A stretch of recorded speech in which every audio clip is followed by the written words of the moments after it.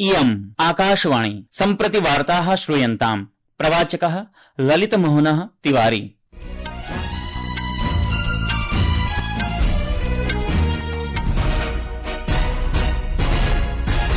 आदौ मुख्यवार्ताः। भारतेन बांग्लादेशे संजाते हिन्दू अल्पसंख्यक नेतुः भावेश चन्द्र रायस्य अपहरण निर्मम हत्ययोः निन्दा कृता। सममेव अल्पसंख्यक समुदायानां सुरक्षायै आग्रहः च कृतः। प्रधानमन्त्री नरेन्द्र मोदी मंगलवासरे सऊदी अरबस्य द्विदिवसीय यात्रायां प्रस्थास्यति। भारतस्य औषध निर्यातः गत वित्तीय वर्षे $30 अरब मितपर्यन्तं समङ्कितः। 25,200तमाब्दीय जेईई मेन इत्यस्य द्वितीये सत्रे 24 छात्राः पूर्णाङ्कं प्राप्तवन्तः। अपि च आईपीएल क्रिकेट स्पर्धा मालिकायां गुजरात टाइटन्स डेल्ही कैपिटल्स दलयोर्मध्ये स्पर्धा सम्प्रति प्रचलति। अथ वार्ताः विस्तरेण। भारतेन बांग्लादेशे संजाते हिन्दू अल्पसंख्यक नेतुः भावेश चन्द्र रायस्य अपहरण निर्मम हत्ययोः च निन्दा कृता। विदेश मन्त्रालयस्य प्रवक्ता रणधीर जायसवालः सामाजिकान्तर्जालीय सन्देशे अवदत् यत् एषा घटना बांग्लादेशे अन्तरिम सर्वकारस्य अधीनं हिन्दू अल्पसंख्यकानां व्यवस्थितरूपेण उत्पीडनस्य निरन्तरं प्रतिरूपं प्रतिबिम्बयति। तत्रैव एतादृशानां पूर्वापराधानाम् उत्तरदायिनः न्यायिक कार्याचरणेन मोचिताः सन्ति। प्रधानमन्त्री नरेन्द्र मोदी सऊदी अरबस्य राजकुमारस्य प्रधानमन्त्रिणश्च मोहम्मद बिन सलमानस्य निमन्त्रणे मंगलवासरे सऊदी अरबस्य द्विदिवसीय यात्रायां प्रस्थास्यति।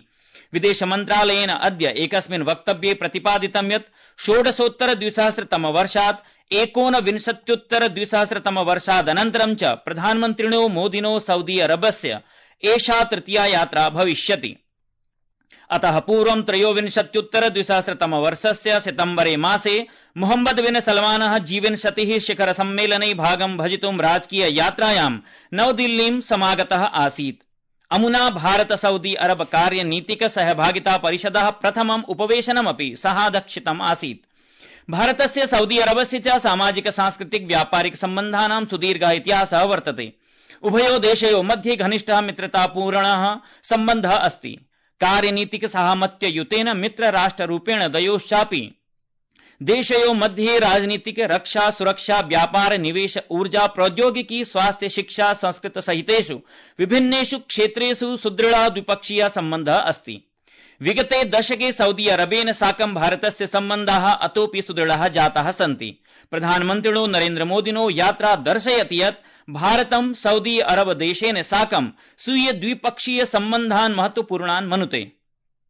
अनया यात्रया देशद्वयस्य मध्ये बहुक्षेत्रीय सहभागिता अतोपि सुदृढा भविष्यति। अथ च परस्परं हितसाधनस्य विभिन्न क्षेत्रीय विषयाणाम् अन्ताराष्ट्रिय प्रकरणानां च विचाराणामपि आदान प्रदानं भविष्यति। टेस्ला इति संस्थायाः मुख्य कार्यकारिणा एलोन मस्क इत्यनेन उक्तं यत् सः वर्षान्तं यावत् भारतं प्रति आगमिष्यति। प्रधानमन्त्रिणः नरेन्द्र मोदिना आभासीय पटले उल्लिखितस्य सन्देशस्य प्रतिक्रियारूपेण तेन उक्तं यत् श्रीमोदिना सह चर्चा तस्य कृते सम्मानपूर्णमस्ति। अवधेयं यत् ह्यः प्रधानमन्त्री नरेन्द्र मोदी टेस्ला संस्थायाः मुख्य कार्यकारी अधिकारी एलोन मस्क इत्युभयोः मध्ये प्रौद्योगिकी नवाचार क्षेत्रयोः सहकारस्य विषये चर्चा जाता। भारतस्य औषध निर्यातः गत वित्तीय वर्षे $30 अरब मितपर्यन्तं समङ्कितः, यत्र अमेरिका देशः प्रमुखापणम् अभवत्। देशस्य कुल औषध निर्यातस्य 1/3 भागम् अस्ति। आधिकारिक व्यापार दत्तांशस्य अनुसारं वित्तीय वर्षे 24-25-द्विसहस्र वर्षयोः मध्ये औषध निर्यातः $30 अरब मितात् अधिकं यावत् अभवत्, यत् वित्तीय वर्षे 23-24 वर्षयोः मध्ये प्रायः $27.5 अरब मितात्मकस्य तुलनायां 9% अधिकं वृद्धिः अभवत्। 25-द्विसहस्रतम वर्षस्य मार्च मासे औषध निर्यातेषु 30% वृद्धिः अभवत्। संस्कृत वार्तायाः संस्करणमिदम् इदानीम् आकाशवाणीतः प्रसार्यते। सममेव अयं कार्यक्रमः आकाशवाण्याः अन्तर्जालपटले www.newsonair.gov.in इत्यत्र अथ न्यूज ऑन एआईआर चलदूरभाषीय तन्त्रांशे अपि उपलब्धो भविष्यति। पंचविंशत्यधिक-द्विसहस्रतमाब्दीय जेईई मेन द्वितीय सत्रीय संयुक्त प्रवेश परीक्षायाः परिणामः अद्य प्रातः प्रसारितः। अस्मिन् वर्षे प्रायः 24 छात्राः पंचविंशत्यधिक-द्विसहस्रतमाब्दीय जेईई मेन इत्यस्य द्वितीय सत्रे पूर्णाङ्कं प्राप्तवन्तः। उत्तीर्णाङ्कैः सह परीक्षा परिणामः सम्प्रति जेईई मेन अन्तर्जालीय पटले jee.nta.nic.in इत्यत्र उपलब्धो वर्तते। अद्य प्रातः नवदिल्ल्याः मुस्तफाबाद क्षेत्रे चतुस्तलीय भवनस्य पतनकारणेन 11 जनाः मृताः, केचन जनाश्च व्रणिताः। राष्ट्रिय आपदमोचन बलस्य महानिरीक्षकः मोहसिन शाहिदी प्रोक्तवान् यत् एनडीआरएफ चेति बलस्य आरक्षकाः जनोद्धारकार्येषु संलग्नाः सन्ति। पूर्व पश्चिमवर्ती मण्डलस्य अतिरिक्त जनपदस्य आयुक्तः सन्दीप लाम्बा अवदत् यत् 14 जनाः संरक्षिताः सन्ति। दिल्ल्याः मुख्यमन्त्री रेखा गुप्ता सामाजिकान्तर्जालीय माध्यमेन उक्तवती यत् एतस्याः घटनायाः अन्वेषणाय आदेशः प्रदत्तोऽस्ति, तथा च दोषिणां विरुद्धं कठोर कार्याचरणं निश्चयेन विधास्यते। केन्द्रीय स्वास्थ्य मन्त्री जगत प्रकाश नड्डा सर्वेभ्यः आग्रहं कृतवान् यत् भवन्तः खाद्यतैलस्य सेवनं न्यूनातिन्यूनं 10% न्यूनीकुर्वन्तु, तथा च स्वस्थ जीवनशैलीम् अङ्गीकुर्वन्तु। एतदर्थं भवन्तः सर्वे प्रतिज्ञां कुर्वन्तु। सामाजिक माध्यमेन एकस्मिन् सन्देशे सः प्रतिपादितवान् यत् लघु परिवर्तनानि तदा महत्वपूर्णं परिणामं दातुं शक्नुवन्ति यदा भोजनम् औषधरूपेण मन्यते। श्री नड्डा इत्यस्य सन्देशं प्रति प्रतिक्रियां कुर्वन् प्रधानमन्त्री नरेन्द्र मोदी उक्तवान् यत् एषः उपक्रमः विश्व यकृत दिवसं ध्यात्वा स्वस्थ जीवनस्य भोजनं जीवितुं च केन्द्रीक्रियते, अतः एतद्धि प्रशंसनीय प्रयासरूपेण वर्णितम् अमुना। सः प्रकाशितवान् यत् तैलस्य उपभोगे अल्पता विधान सदृशं सरल कार्यम् अपि महन्तं प्रभावं कर्तुं शक्नोति। प्रधानमन्त्रिणा सर्वेषां जनानां कृते आह्वानं कृतं यत् ते देहस्य स्थूलता विषये जागरूकतां प्रसारयन्तु, स्वस्थ भारतस्य निर्माणे सम्मिलिता च भवन्तु।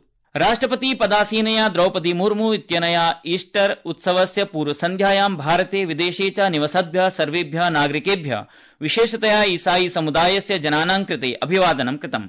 राष्ट्रपतिः स्वसन्देशे उक्तवती यत् ईसा मसीहस्य पुनरुत्थानस्य स्मरणे ईस्टर उत्सवः निःस्वार्थ प्रेम्णः सेवायाश्च सन्देशं प्रसारयति। राष्ट्रपति मुर्मुः अग्रे प्रोक्तवती यत् ईसा मसीहस्य बलिदानं त्याग क्षमयो च मूल्यं शिक्षयति। तस्य जीवनं च मानवतां सत्यस्य न्यायस्य करुणायाश्च मार्गम् अनुसरणं कर्तुं प्रेरयति।